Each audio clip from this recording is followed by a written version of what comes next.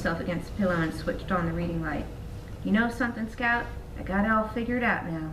I thought about it a lot lately, and I've got it figured out. 4 kinds of folks in the world. There's the ordinary kind like us and the neighbors. There's the kind like the Cunninghams out in the woods, the kind like the Yules down at the dump, and the Negroes.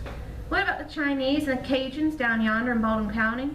I mean in Macomb County. The thing about it is, our kind of folks don't like the Cunninghams don't like the Yules, and the Yules hate and despise the colored folks.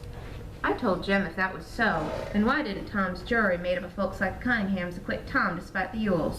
Jem waved my question away as being infantile. You know, he said, I've seen Atticus pat his foot when there's fiddling on the radio, and he loves pot liquor better than any man I ever saw. That's what makes us like the Cunninghams, I said. I can't see why Auntie... No, let me finish. It does, but we're still all different somehow. Atticus said one time the reason Auntie's so hipped on the family is because we've got background and not a dime to our names.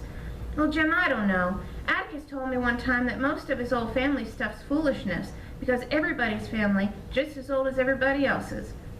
I said, did that include the colored folks and Englishmen? And he said, yes. Background doesn't mean old family, said Jem. I think it's how long your family's been reading and writing. Scout, I've studied this real hard, and that's the only reason I can think of. Somewhere along when the Finches were in Egypt, one of them must have learned a hieroglyphic or two, and he taught his boy.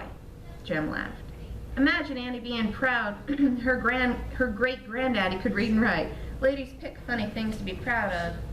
Well, I'm glad he could, or who would have taught Atticus, and then, and if Atticus couldn't read, you and me'd be in a fix. I don't think that's what background is, Jem.